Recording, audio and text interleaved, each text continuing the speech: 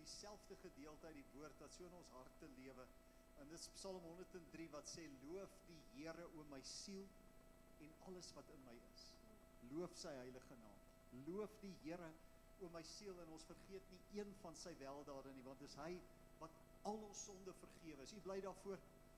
En al ons krankheid genees, en dank die Here dat ons dit kan verklaar. Ons koning lewe, hy's op die troon, hy regeer tot in ewigheid, en daar's niemand soos hy nie. So baie welkom aan elkeen wat vanmôre hier is. Hier is heel wat van ons mense wat weg is met vakansie, maar dank die Here, ons is hier, maar die belangrikste van alles, die koning van alle konings is hier. En in sy teenwoordigheid is daar vreugde, is daar versterking, is so voorreg om die Here te ken. En ons wil, soos Paulus sê, ons wil hom al beter leer ken. Yes, and to become progressively more intimately acquainted with him. Dis wat ons wil wees. So baie welkom aan elkeen. In terme van die afkondigings wil ek net noem, ons lig nou al reeds uit die Paasnaweek. Ek dink dit is hier by die 18de April rond. Ons het die Vrydagoggend die Paasfeesdiens, en ons vier fees omdat ons koning bereid was om sy lewe te gee.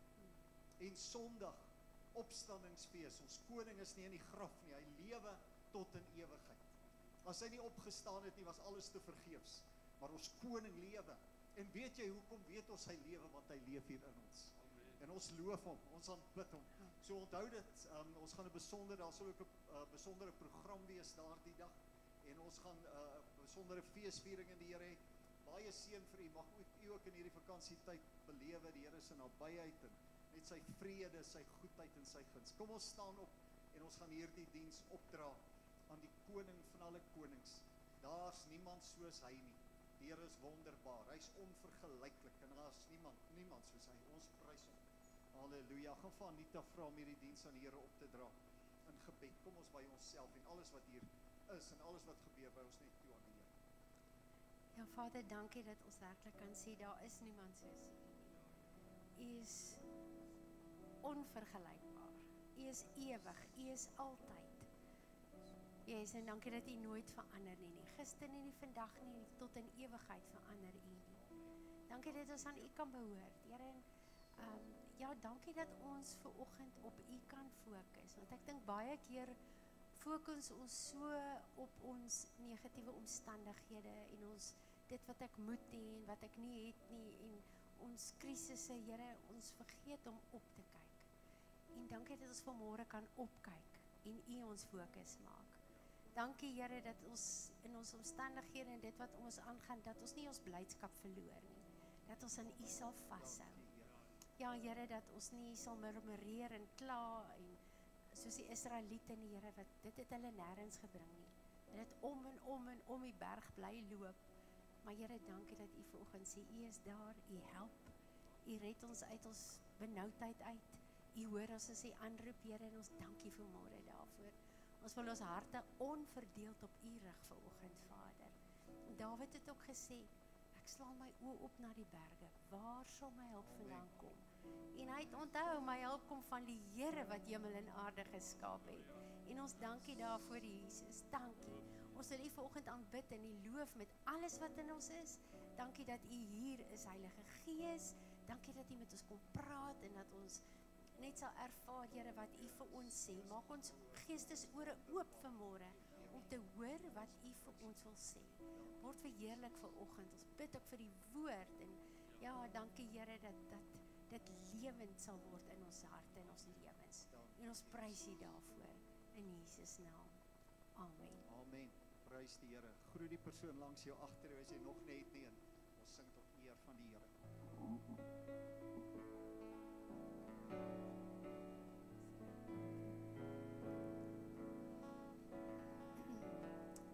Amen. Die Here is in beheer.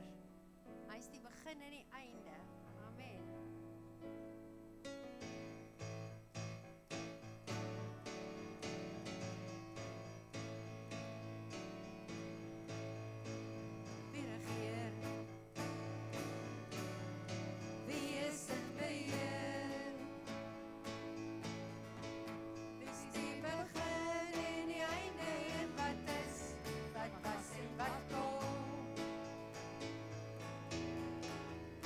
Wat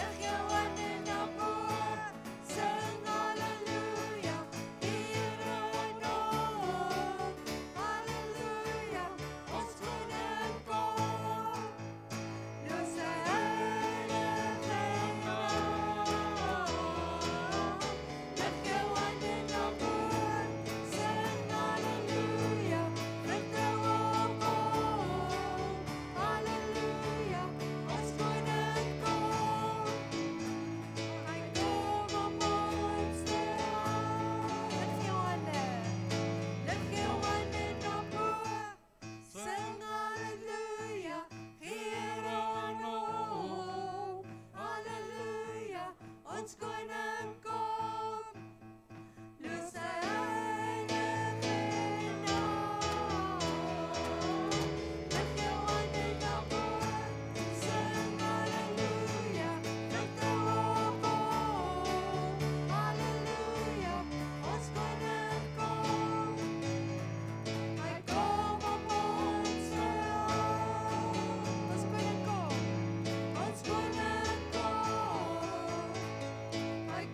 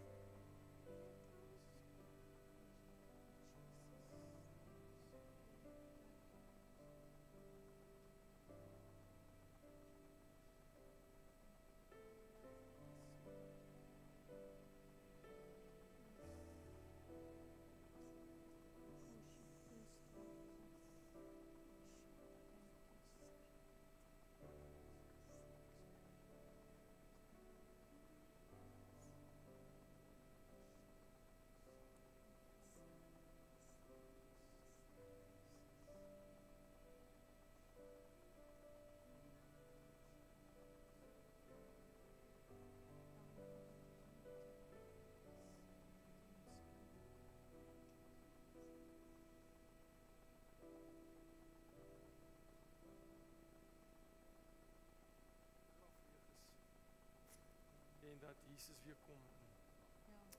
Dis ons hoop, dis die hoop van ons harte. Ons dankie dat U weer kom om ons te kom haal. Want dit was die begeerte van die begin af, dat ons sal tuis kom by U. Want U is, soos die boek in Efesiërs sê, U is die God en Vader, van waar die hele familie in hemel op aarde sy bron van het, sy oorsprong het van U is. En ons sê vir U dankie, Vader, dat ons toekoms is helder blink, vol verwagting, vol hoop, want ons sien uit na U koms, ons sien uit wanneer U vir ons kom haal en 'n einde bring aan hierdie bedeling, vir ewig en vir altyd, en waar ons altyd by U kan wees, waar U 'n nuwe hemel en 'n nuwe aarde skep, waarin ons saam met U kan heers, en saam met U kan woon, en Jesus kan sien, en al the saints of old, vir Moses kan sien, in Aaron en Dawid en Paulus kan sien. En almal wat dit die wedloop voltooi het en die prys verkry het. En ons sien uit daarna. Ons sien uit daarna, Vader. Here, kom seën die woord aan ons harte vanmôre.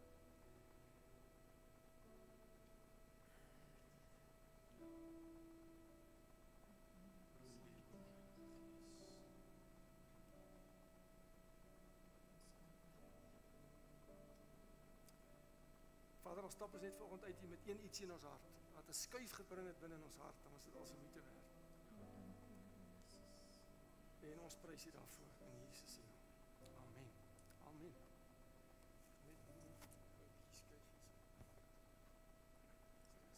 Goed, kom maar sit. Halleluja.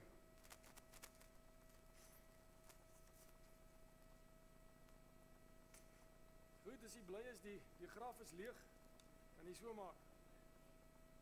Ons dink ons moet dit maar weer probeer. As jy bly is, die graf is leeg, kan ons so maak. Halleluja. Prys die Here. Maar ek is vanoggend in my hart, ek sê vanoggend vir Johan, pastoor Johan, dat ek is so 'n bietjie, my hart is so in twee gedeeltes, want oor die woord van vanoggend, maar ek gaan hom bring wat ek voel ek moet bring vanoggend. So ek wil, as jy woord wil het, kan jy saam met my kyk na Johannes 14 vers 8. Ek weet nie of dit op die bord gaan kom nie. Maar dis ons teksgedeelte vanoggend. Nie ons enigste skrifgie, maar dit is die vertrekpunt vanoggend is Johannes 14 vers 8 en 9. En ek wil vanoggend net met u praat oor om God te vertrou as Vader. Om God te vertrou as Vader. So ek wil vanoggend net bietjie hê ons moet kyk na die skrif en praat rondom die vaderhart van God. So kom ons kyk na Johannes 14 vers 8 en 9. En dit is waar Filippus na Jesus toe kom en hy sê daar in Johannes 14 vers 8. En Filippus sê vir hom: Here, toon ons die Vader en dit is vir ons genoeg. En Jesus sê vir hom: ek is al so lank al by julle en het jy my nie geken nie, Filippus? Hy wat my gesien het, het die Vader gesien. En hoe sê jy, toon ons die Vader? Ek wil weer teruggaan na vers 8. En Filippus kom na hom toe en hy sê vir hom: Here, toon ons die Vader, en hier is die woorde, en dit is vir ons genoeg. En dis die fokus van vanoggend se woord, is om God te ken as Vader, my persoonlike Vader, en hom te vertrou, omdat ek hom leer ken het as Vader.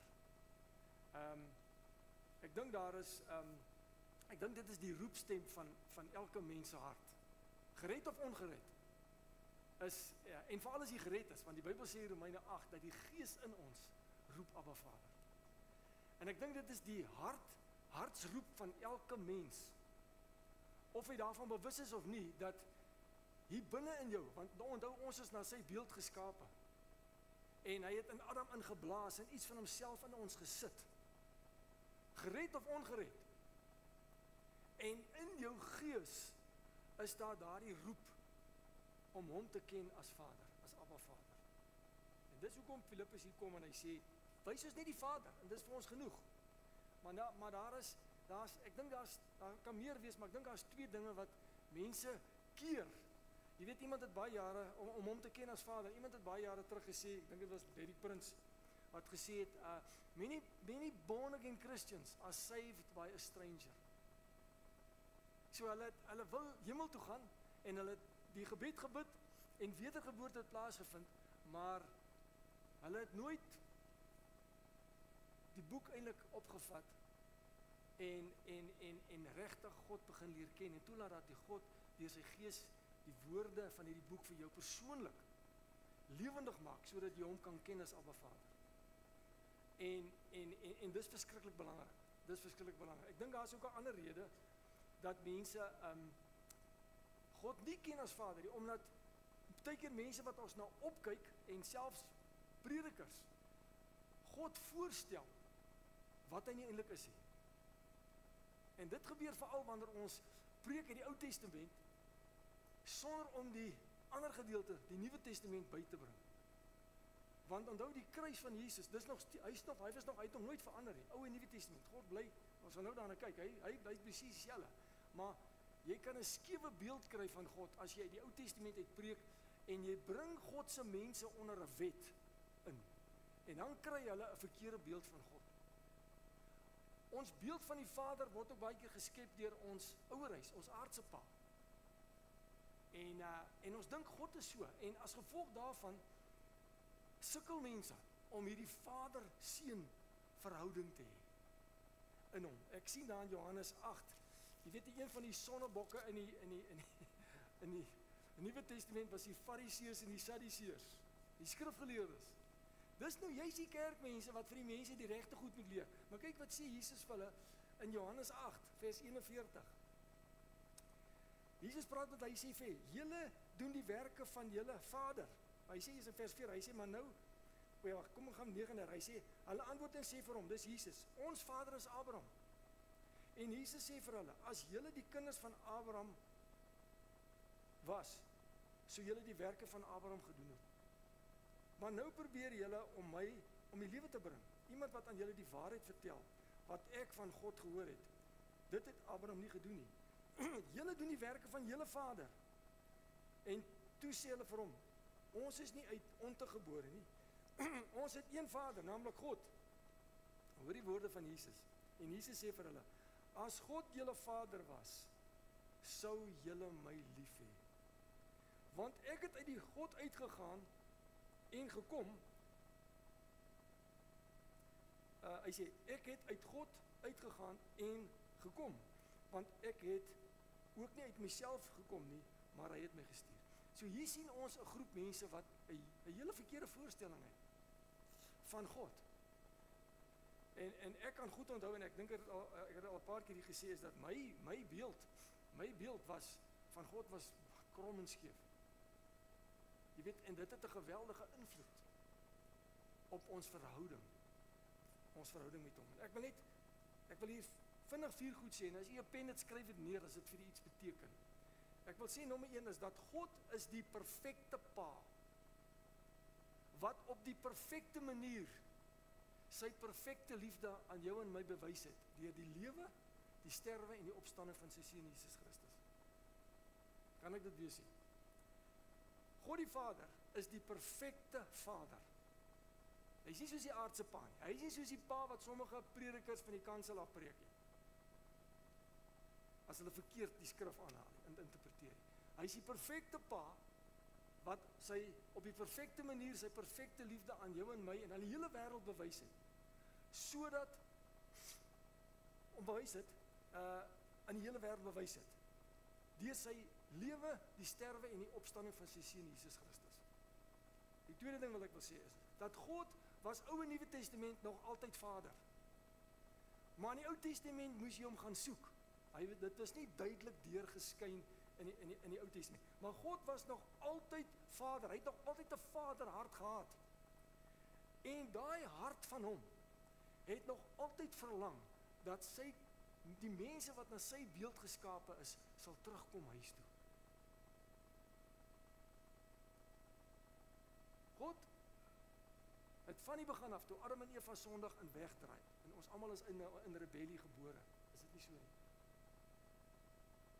God het nog altyd van die begin af 'n vaderhart gehad, wat 'n innige begeerte het, dat die mense wat na sy beeld geskaap is, sal terugkom huis toe, na sy vaderhart. Die derde ding wat ek wil sê is, dis belangrik dat ons, nou dat ons wedergebore kinders van die Here is, die wat hier sit vanoggend, wil ek net vir julle sê, as jy nie wedergeboorte deelagtig geword het nie, in 'n nuwe skepsel, moet nie hier uitstap, voordat jy nie seker gemaak het nie. Maar as jy 'n kind van die Here is, 'n wedergebore kind van die Here, dan is dit baie belangrik, dat ek verstaan, dat ek is baie geliefd deur die perfekte Vader. En ek hou van die Engelse woord, we must live our lives as much loved children of God. Elke dag. Maak nie saak wat die storms van die lewe jou pad langs kom nie. Maak nie saak wat die huwelik aangaan nie. Maak nie saak hoeveel verwerping kom nie. Dit moet gewortel wees in my hart, dat ek is 'n uiters geliefde, beloved child of God. Selfs as ek struikel, my struikeling, as ek swak is, veral in die begin as jy jong kind van die Here, gaan nie God se Vader se hart verander nie. Want hy is nie gister nie, hy is dieselfde gister, vandag, tot in alle ewigheid. Die vierde ding wat ek wil sê is dat in Johannes 17 vers 26 kom Jesus in daai gebed en hy sê, Johannes 17:26, hy sê, ek het u naam aan hulle bekend gemaak. Ek het u naam aan hulle bekend gemaak en sal dit bekend maak, sodat die liefde waarmee u my lief gehad het, in hulle kan wees en ek in hulle. Wat is daai naam? Vader. Vader. Hy het gekom om aan ons bekend te maak dat God is in sy diepste wese van sy hart 'n Vader. En hy sê, ek het gekom om my naam vir julle te kom wys en ek gaan dit steeds aanhou met te doen. En hy doen dit deur die Heilige Gees. Hy doen dit deur die Heilige Gees. En hy het sy disippels geleer om so te bid. Hy sê vir hulle, bid onsse Vader wat in die hemel is. Is dit nie so nie? Onsse Vader wat in die hemel is. In die Ou Testament, as jy na die Ou Testament kyk, dan sien jy die volk Israel, dat God het hierdie verbond met Israel, en Israel word genoem God se seun. As jy gaan kyk in die skrif, dan sê hy, my seun Israel. So ons sien al klaar in die Ou Testament, waartoe gaan die storie, dat God is Vader, uit die hart van 'n pa, die mense het hom gelos, van Adam af, en hy kies die volk Israel uit, en hy sê, my seun, ek is jou pa, jy is my seun. Hy sê daar in Deuteronomium 1 vers 31, ek wil graag vir julle lees, Deuteronomium 1 vers 31. Kyk wat sê hy vir die volk Israel. Deuteronomium 1:31. Hy sê, en in die woestyn, waar jy gesien het, hoe die Here jou God jou gedra het, soos 'n man sy seun dra. Op die hele pad wat julle getrek het, totdat julle tot by hierdie plek gekom het. So, jy sien, in Israel was die natuurlike, die verhouding van Israel en God, was die natuurlike, sigbare verhouding, tussen God en die mens. Maar nou kom die kruis, en die seun van God, Jesus, stort sy bloed uit, en nou almal wat deur die krag van die Heilige Gees, deur wedergeboorte, Jood en nie Jood, sy kinders word, nou word ons in die geestelike, kry ons hierdie pa en seun verhouding. Israel in die Ou Testament, die sigbare, God die Vader, en die seun, en nou in die Nuwe Testament kry ons die geestelike. Almal kom nou, die deur is nou oopgemaak deur Jesus, almal kom nou in, en nou kan ons hierdie geestelike pa en seun verhouding hê. Die ding is, Israel het God verwerp in die Ou Testament. En is so wonderlik dat God draai na, en die genade wat hy in hulle bewys het, dat hulle eenkant skryf het, God vir daai genade, en hy skuif dit nou oor na die hele wêreld. En nou kan Jood en nie Jood in daai verhouding kom. Kyk daar in Romeine 11, ek weet sê die Here daar in Romeine 11, baie bekende gedeelte, en ek wil As ek die dinge so kyk, dis my persoonlike opinie, gaan nie 'n nuwe kerk begin daardeur nie. Maar my persoonlike opinie is, ek sien na die skrif kyk, dan sien ek dat die tyd van die Gentiles is besig om uit te hardloop. En dit laat die rooi ligte flikker.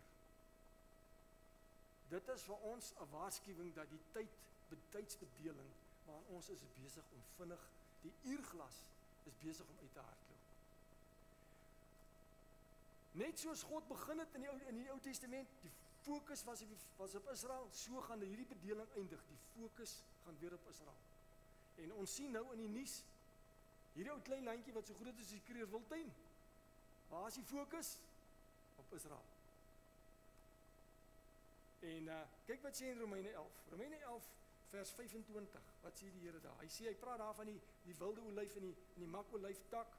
En hy sê daar in 25, hy sê, want ek wil nie hê broeders dat hierdie verborgenheid, dat julle hierdie verborgenheid ek wil hier lees, want ek wil nie hê broeders dat julle hierdie verborgenheid nie moet weet nie, sodat julle nie eie wys mag wees nie.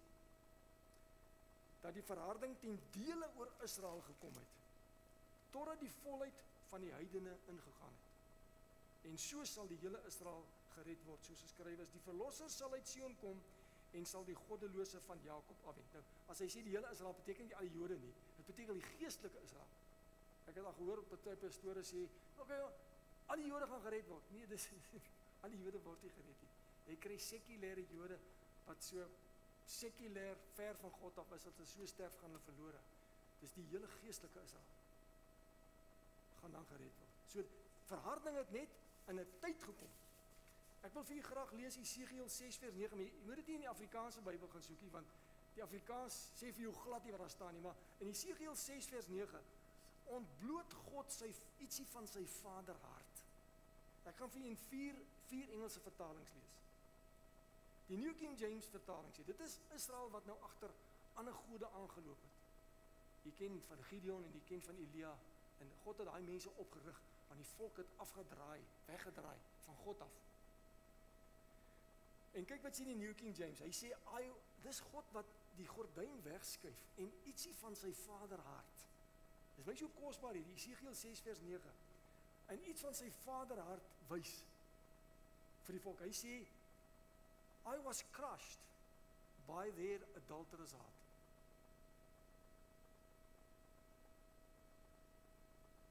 Dis die perfekte pa wat so praat. My heart was crushed because of your adulterous heart.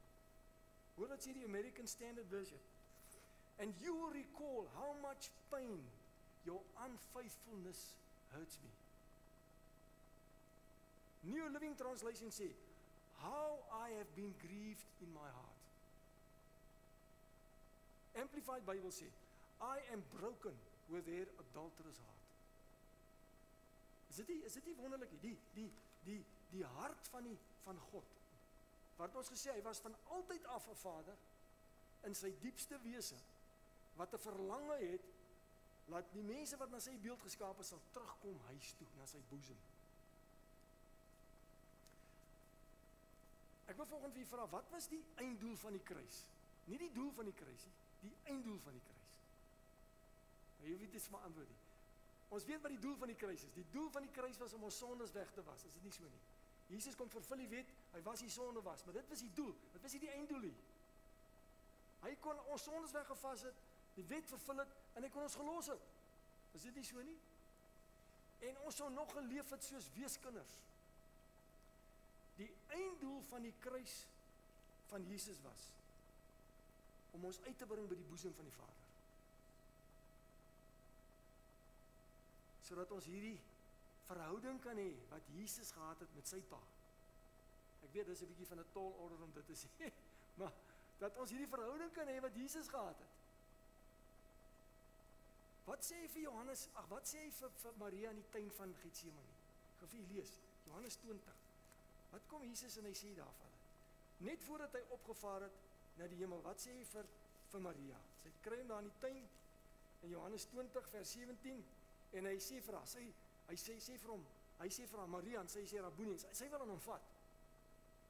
En hy sê vir haar, Jesus sê vir haar, raak my nie aan nie, want ek het nog nie opgevaar na my Vader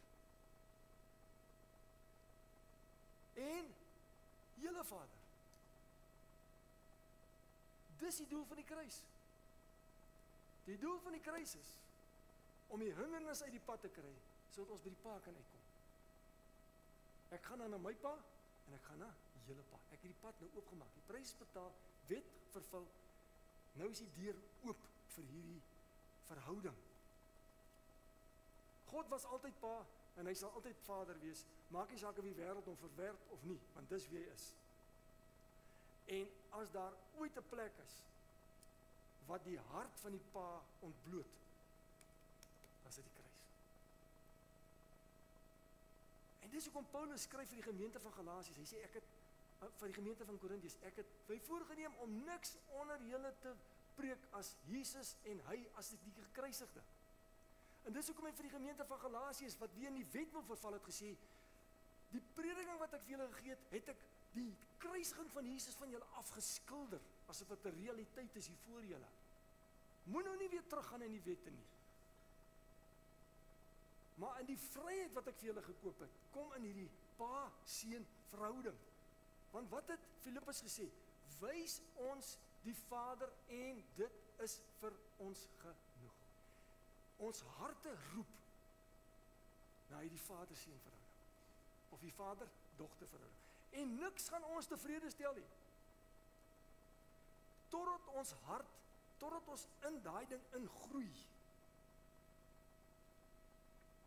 Die kruis wys die hart van die Vader. Jy weet, wees so mooi. Wat doen die kruis? Die kruis, wat het Jesus gesê? Hy sê, hulle gaan my, toe hy profeteer oor homself, hy sê, hulle gaan my ophef, en dan gaan ek alle mense na my toe trek. Die kruis trek die mense na Jesus toe. Jesus wat in die kruis hang. Deur die kruis trek God die Vader die mense na Jesus toe. En as hulle Jesus sien aan die kruis, dan openbaar Jesus vir hulle die hart van die Vader. Kan ek dit weer sien? Die kruis trek mense na Jesus, as hulle by Jesus uitkom, dan wys Jesus vir hulle hoe lyk die Pa se hart. Wat het Jesus gesê? Niemand kom na die Vader behalwe deur. Jesus is nie die einddoel nie. Hy is die deur na die Vader. Ek kan dit so verduidelik. Die drie eenheid, God die Vader, God die Seun, die Heilige Gees is werk so.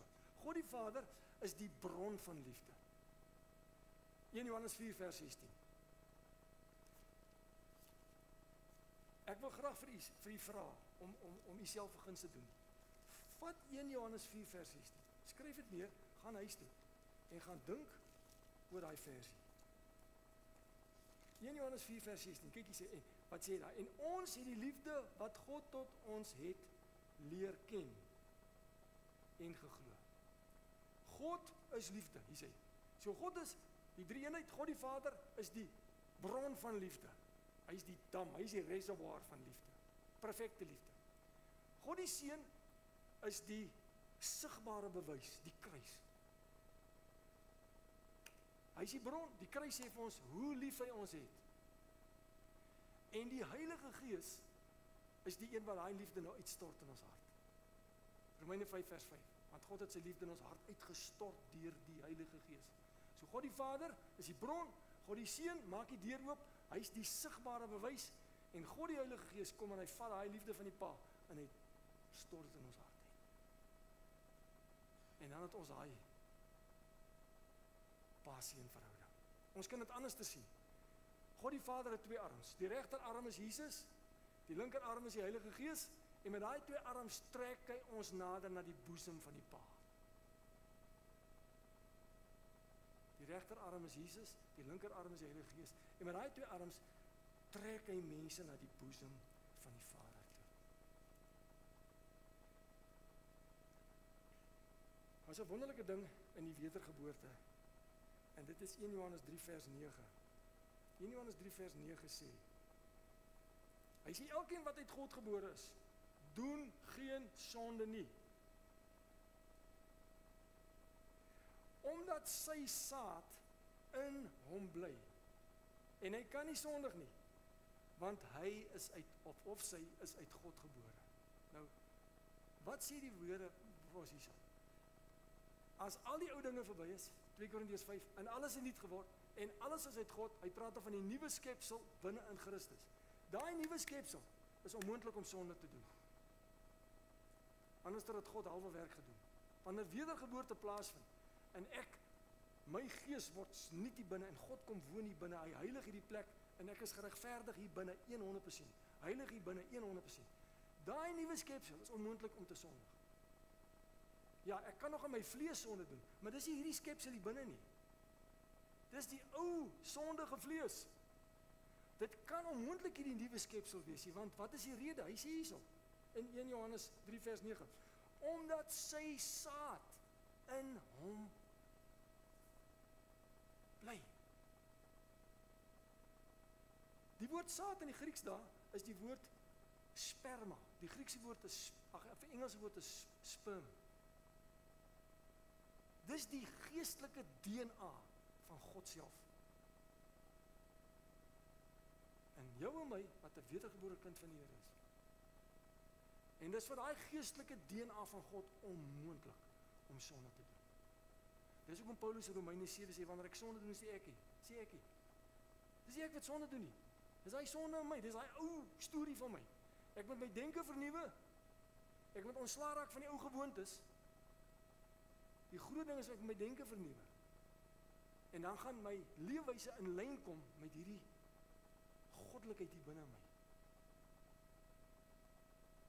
Want sy saad is in my. Daarom sê die skrif in 2 Petrus 1 vers 3 tot 4, we are partakers of his divine nature. Ons is deelgenote, of ons het deelgenote van sy goddelike natuur. 2 Petrus 1, 3 tot 4. Waar is hy goddelike natuur? In my geesmens. En daarom kan ons tereg sê Paulus in Romeine 8 vers 16 tot 17.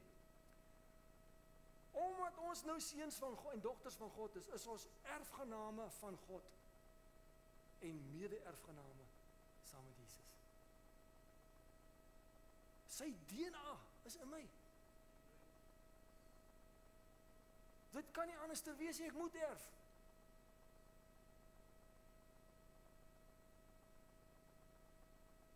Ek moet erf alles wat hy vir my gegee het. In die tuin van Eden was daar 2 bome, die boom van kennis en die boom van lewe. En ek wil sê, daai 2 bome stel voor verskillende goed. Die boom van kennis, dis waarvan Adam en Eva geëet het, wat het dit gebring? Onafhanklikheid en skeiding. Is dit nie so nie? Onafhanklikheid en skeiding. Maar die boom van lewe bring afhanklikheid en eenheid. Lewe. En nou sê die woord van die Here Romeine 14 vers 17. Die koninkryk van God is nie eet en drink nie, maar geregtigheid en vrede en blydskap in die Heilige Gees. Geregtigheid, vrede en blydskap in die Heilige Gees. Wanneer ek kind van die Here word en ek kry sy geregtigheid, ek kry hierdie regte stand voor Christus. En ek kom in hierdie vader-seun verhouding en ek werk aan daai verhouding deur hom te leer ken. Dan kan ek die vrede en die blydskap beleef van daai kingdom life. Dan kan ek dit beleef. Jy weet, as ek sê net pastoor Johan, as net 'n klomp geld in besittings, as ons blydskap en vrede net van 'n klomp geld en besittings af, dan het ons niks om te sê vir die ou in die sinkeltjie. En jy weet, hier's 20 miljoen mense in ons land wat van grants afleef, grants. En daai ding groei al hoe meer. As jy nog nie weet nie, ons land stuur af op 'n ramp. Hallo? En dis eintlik wat ek gewonder het, moet ek vanoggend kom oor praat. Oor Elia en oor Gideon. As jy nog nooit gebid het nie, het die tyd nou aangebreek wat jy moet bid. Want wat is gebed, broers en susters? Wat is gebed? Gebed is God se kinders wat God se hulp aanroep vir 'n bonatuurlike ingryping van hom af, want ons kan dit nie doen nie. Dis hoekom ons bid.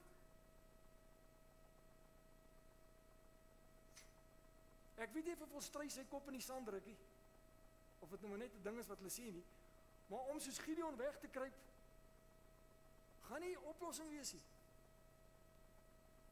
En om een kant toe te gaan, en miskien gaan vakansie daar op Mauritius hou, en dan terugkom en hoop alles is reg in Suid-Afrika, dit gaan ook nie werk nie.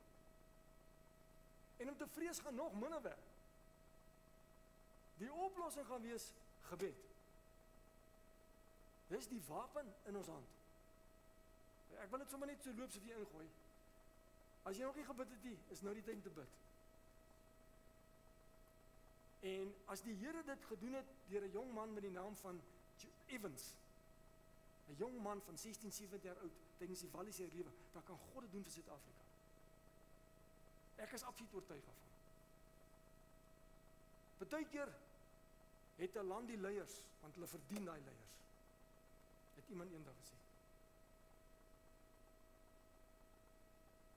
Laat ons nie gevang word hier in Suid-Afrika. Want ek kan nou vir julle sê, en as ek nou op TV was, het mense ek in die tronk gooi. Maar ons het die mees korrupte, bose leiers. Laat dink weer in die koning Agab in die tyd van Elia. He was an evil king. Dis die leiers wat ons het. Mense wat hand om die lyf staan met die wreedste terroriste en met Iran, wat wreed is. En as jy nog nie weet nie, dan wil ek nou vanmôre vir julle sê, dat die moslim geloof is onversoenbaar met die Christelike westerse manier van lewe. Dit kan nie versoen nie, want hulle wêreldsbeskouing is totaal al anderste. As jy ooit gedink het, ag, daai is 'n wonderlike moslim, en ag, luister, wanneer hulle die meerderheid word in die land, sny jy jou keel af. Laat ons nou nie doekies omdraai vanmôre nie. It's an evil satanic movement. En hulle het 'n greep op hierdie patetiese leiers van Suid-Afrika. Hulle het 'n greep op hulle. Want hulle die ANC het hulle siele verkoop vir geld. So ek gooi dit maar net vir die tussenin, dat as jy nog nie dit ernstig opgevat het, broers, dan wil ek vir julle sê, nou is die tyd om te bid. My gebed is dat daar 'n herlewing sal kom in terme van intersessie in Suid-Afrika. En ek het besluit, daar is nie 'n manier dat ek ophou dit gaan bid nie. Kom wat wil. En as ek in daai proses ondergaan, dan gaan ek ten minste onder met gebed en met geloof. So ek noem dit maar net so vir vinnig. So kom net hier terug na ek wil net af van die laaste stukkie hierso, en dit is dat dit is interessant dat die Bybel gebruik vertroue en geloof so dan geloof, vertroue. Dis asof geloof is vertroue en vertroue is geloof. En ons boodskap vanoggend is om God die Vader te vertrou. En dis interessant dat die Griekse stamwoord vir beide van hierdie twee woorde is dieselfde. Faith is, ek weet nie hoe ek spreek dit reg uit, pisteo is geloof en vertroue is pistis. So die rootwoord, die wortelwoord is presies dieselfde. En hulle word so heen en weer gebruik. Maar hier is 'n interessante verskil. Vertroue is verhouding. Dit het te doen met verhouding. Is dit nie so nie? Ons kan nog sê geloof, ons moet dit glo, maar as dit kom by vertroue is 'n verhoudingswoord. As my vrou vir my sê, maar weet jy, sy kan my nie vertrou nie. Yes, vat dit in jou eie huwelik, hè, my hart aan my seer wees. En dit gaan ons verhoudingskade doen. Is dit nie so nie? As jy nie kan vertrou nie. Dis 'n verhoudingswoord. En wat God wil doen is, wat gebeur as jy God se liefde leer ken as Vader, is dit verbeter jou vertroue. Wat is vertroue? Vertroue is om te glo in die goedheid van die Vader. Dis vertroue. Ek vertrou hom dat hy's aan my, hy's vir my en nie teen my nie. Ek vertrou hom dat hy's goed. Hy wil my nie kwaad aandoen nie. Dis vertroue. En God wil daardie kinderlike vertroue herstel. En hoekom ek dit sê is omdat ons baie keer blootgestel is aan mense wat van die kansel af goed sê wat God verkeerd voorstel. Kom ons sê dit maar so. Ek hoop ek is een van hulle nie, maar ons hoor goed, ek het 'n ander kerke gewees in vir baie jare, en dis verkeerd vir my te sê, doelbewus, dis maar die lig wat die ouens gehad het, maar goed is my gesê, en dit is die prentjie wat ek in my kop gevorm het. So God wil daardie kinderlike vertroue in sy goedheid, wil hy in ons herstel. Kom ons gaan net daar, ek wil weer by hierdie vers uitkom, 1 Johannes 4 vers 16, want ek wil dit vir stadig lees. En ons het die liefde wat God tot ons het, leer ken en geglo. Nou verander glo met vertroue. Ons het die liefde van God leer ken, en toe het ons hom beginne vertrou. En wanneer jy hom vertrou, werklik vertrou, dan kom jou hart tot rus. In hierdie absolute deur mekaar wêreld.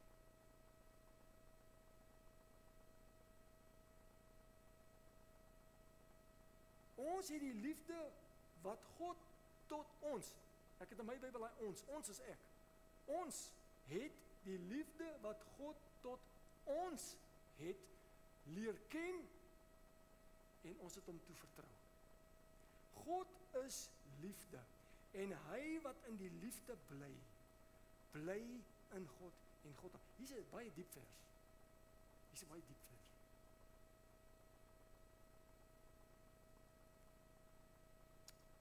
As daar ooit 'n uitdrukking was, as daar ooit 'n demonstrasie was, die perfekte demonstrasie van God se liefde vir die mens, was dit die kruis. Dit is want aan die kruis van Jesus, op Golgotha se heuwel, het God alles waarvoor hy lief was, en alles wat vir hom kosbaar was, prysgegee, sodat hy jou en my liefde kan kry. En dis hoekom hy vir hulle daar sê in Jesegiel, your adulterous heart has crushed my heart. It was painful for me. Maar hy het geweet hoe hy dit sê, daar kom 'n kruis vorentoe, waar hy die dinge gaan herstel.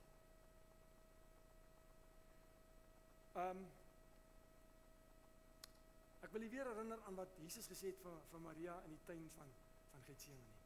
Sy sê, moet my nie aanraak nie, hier is die ding, want ek gaan nou na my pa en jou pa. My God en julle God. Wat eintlik daar van Maria wou sê, is dat, luister, nou is die werk van die kruis afgehandel. Dit was die middel tot die doel. Die doel is, ek wil hê, jy moet ook 'n verhouding hê, soos ek met hom het. Wil ek hê, jy moet ook hê. Die pa-seun verhouding. Amen. Ek gaan vir julle lees vanoggend, ek het gevoel ek wil dit saambring. Ek gaan vir julle lees vanoggend, dalk het u dit al gehoor. Dit is, ek gaan dit vir in Engels lees, want ek het dit in Engels hier, ek wil dit nie, jy weet, in Afrikaans vertaal, ek gaan nou van die betekenis dalk verlore gaan. Ek wil vir julle lees, God se liefdesbrief aan jou. God's love letter to you. En as jy wil, kan jy oor toemaak, maar vat net in wat jou hart nodig het vanoggend. Al hierdie goed is nie die duim gesuig nie, dis alles gebaseer op skrif. En daarna gaan ek vir u vra om te staan, en dan gaan ons, terwyl ek saam met u staan, en vra dat die Here vir ons 'n dieper revelation sal gee van sy liefde. Amen. So, luister, ontspan, en dan luister ek vir u, dit kom uit die hart van die pa, gebaseer op skrifte in die Ou en die Nuwe Testament. Ek gaan vir in Engels lees. My child, you may not know me, but I know everything about you. I know you when you sit down and when you rise up. I am familiar with all your ways. Even the very hairs on your head are numbered. For you were made in my image, and you are my offspring. I knew you even before you were conceived. I chose you when I planned creation. For you are not a mistake, for all your days are written in my book. I determined the exact time of your birth and where you would live. I knit you together in your mother's womb. I am not distant, and I am not angry, but I am the complete expression of love. And it is my desire to lavish my love on you, simply because you are my child and I am your father. I offer you more than your earthly father ever could, for I am the perfect father. I am your provider, and I will meet all your needs. My plan for your future has always been filled with hope. My thoughts toward you are countless as the sand on the seashore, and I rejoice over you with singing, for you are my treasured possession. If you seek me with all your heart, you will find me.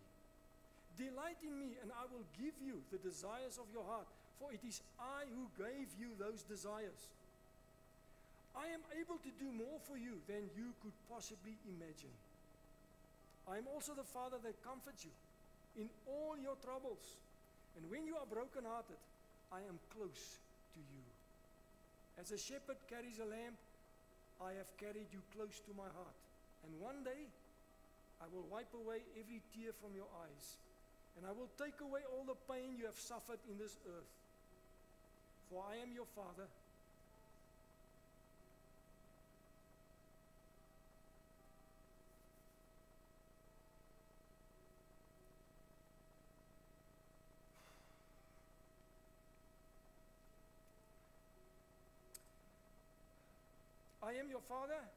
and I love you even as I love my Son Jesus. For in Jesus, my love for you is revealed. I came to demonstrate that I am for you, and I'm not against you. Jesus died so that you and I could be reconciled. His death was the ultimate expression of my love for you, and I gave up everything I loved that I may gain your love. If you receive the gift of my Son Jesus, you receive me, and nothing will ever separate us from my love again. I have always been Father, and I will always be Father. The question is, will you be my child? I am waiting for you.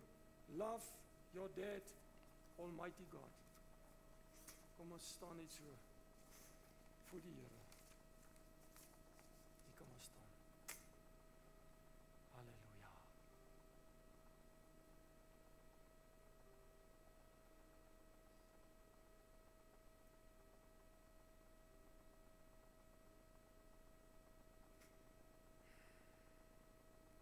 Vader, ons kom vanmôre na U toe. Ons dankie vanoggend dat U ons Pa is.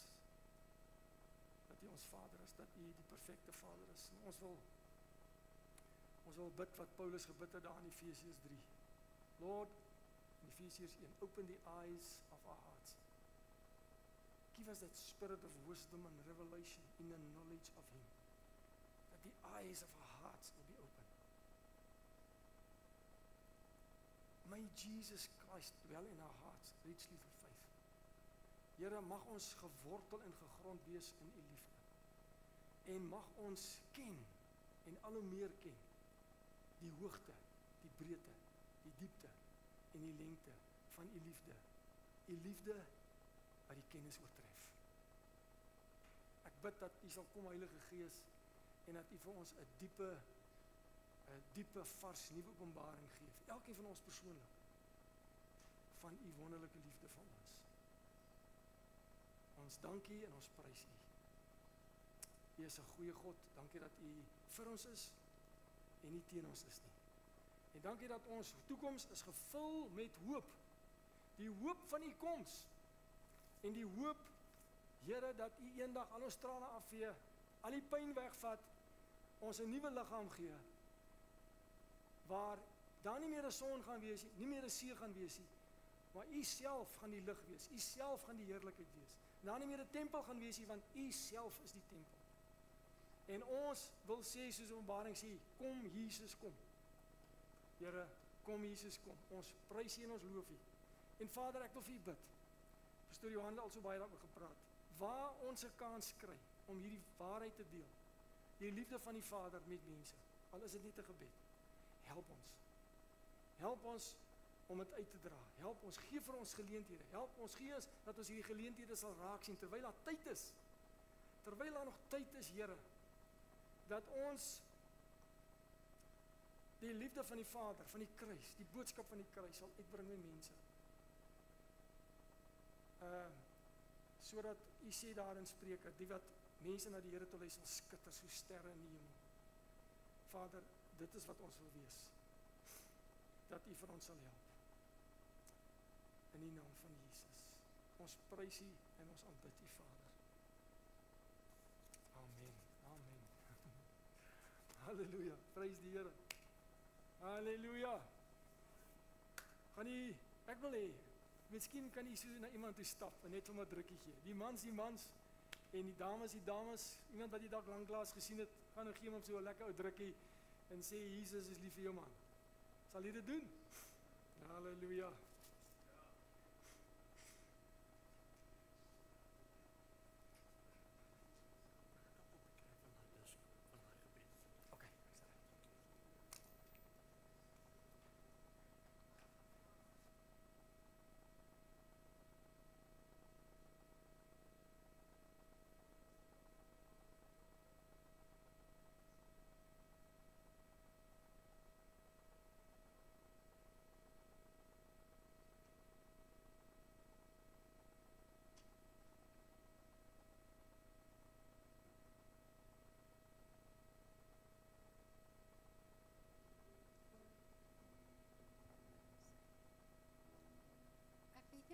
Hierdie volgende koortjie op die bord is